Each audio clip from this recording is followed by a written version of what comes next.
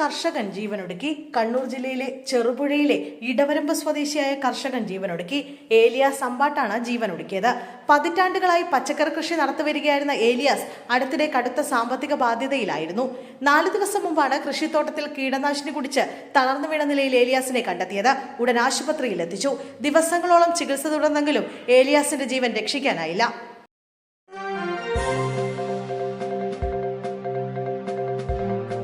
നടൻ പ്രേംകുമാർ കോൺഗ്രസിലേക്ക് എന്ന സൂചന. കോൺഗ്രസ് നേതൃത്വം പ്രേംകുമാറുമായി ചർച്ച നടത്തി. ചലച്ചിത്ര അക്കാദമി ചെയർമാൻ സ്ഥാനത്തു നിന്നും മാറ്റിയതിലുള്ള അതൃപ്തി കഴിഞ്ഞ ദിവസം പ്രേംകുമാർ വ്യക്തമാക്കിയിരുന്നു. ഇതിന് പിന്നാലെയാണ് പ്രേംകുമാറിനെ കോൺഗ്രസിലെത്തിക്കാനുള്ള ശ്രമം നടക്കുന്നത്. ചലച്ചിത്ര അക്കാദമി ചെയർമാൻ സ്ഥാനത്ത് നിന്നും മാറ്റിയതിൽ ഇരട്ട നീതി നടന്നെന്ന പ്രേംകുമാർ കഴിഞ്ഞ ദിവസം കുറ്റപ്പെടുത്തിയിരുന്നു. സാഹിത്യകാരൻ സച്ചിദാനന്ദൻ സർക്കാരിനെതിരായ ഗുരുതരമായ പ്രസ്താവനയാണ് നടത്തിയതെന്നും എന്നിട്ടും സാഹിത്യ അക്കാദമി ചെയർമാൻ സ്ഥാനത്ത് തുടരുന്നുവെന്നും അദ്ദേഹം പറഞ്ഞു.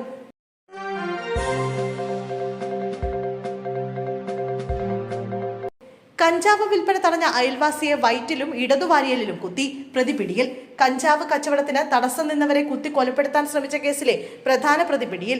പരവൂർ പുക്കുളം സുനാമി ഫ്ളാറ്റിലെ താമസക്കാരനായ കലേഷാണ് പിടിയിലായത്. മയ്യനാട് താന്നിയിൽ നിന്നുമാണ് പ്രതിയെ പോലീസ് പിടികൂടിയത്. ഫെബ്രുവരി 10-നായിരുന്നു കേസിനാസ്പദമായ സംഭവം. ഫ്ളാറ്റിലെ മറ്റൊരു താമസക്കാരനായ ഗിരീഷ് കലേഷിന്റെ ഫ്ളാറ്റിലെത്തി കഞ്ചാവ് വിൽപ്പന തടഞ്ഞതാണ് പ്രശ്നങ്ങളുടെ തുടക്കം. കലേഷ് ഗിരീഷിനെ ആക്രമിച്ചതോടെ ബന്ധുവായ സുധീഷ് ഇടപെട്ടു. ഇതോടെ കലേഷ് കൂട്ടാളികളായ രാജൻ എന്ന സേവ്യർ, സജിത് ഗോപു എന്നിവർക്കൊപ്പം ഗിരീഷിനെ ആക്രമിക്കുകയായിരുന്നു.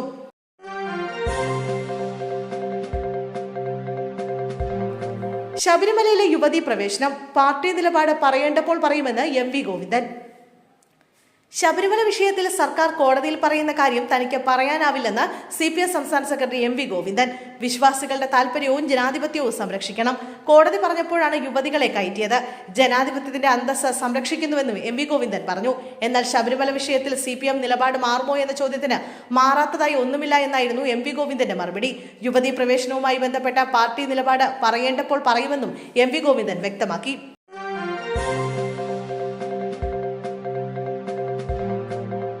ഔദ്യോഗിക വാഹനം എത്താൻ വൈകിയതിനാൽ ഓട്ടോറിക്ഷയിൽ കയറി കേന്ദ്രമന്ത്രി സുരേഷ് ഗോപി. ശിവരാത്രി ചടങ്ങിൽ പങ്കെടുക്കാനെത്തിയ കേന്ദ്രമന്ത്രി സുരേഷ് ഗോപി ഔദ്യോഗിക വാഹനം എത്താത്തതിനെ തുടർന്ന് ഓട്ടോറിക്ഷയിൽ മടങ്ങി. ശിവരാത്രി മഹാപരിക്രമ യാത്രക്കിടയിലാണ് സംഭവം. വടക്കനാഥ ക്ഷേത്രത്തിന് സമീപമായിരുന്നു വാഹനം പാർക്ക് ചെയ്തിരുന്നത്. യാത്രയിൽ പങ്കെടുത്ത് വേഗത്തിൽ മടങ്ങാൻ നിന്ന സുരേഷ് ഗോപിക്ക് അരികിലേക്ക് വിചാരിച്ച സമയത്ത് ഔദ്യോഗിക വാഹനം എത്തിയില്ല. ഉടൻ ഓട്ടോ സ്റ്റാൻഡിൽ നിന്ന് മന്ത്രി സുരേഷ് ഗോപി തന്നെ ഓട്ടോ കൈകാട്ടി വിളിക്കുകയും അതിൽ കയറി രാമനിലയത്തിലേക്ക് മടങ്ങുകയുമായിരുന്നു.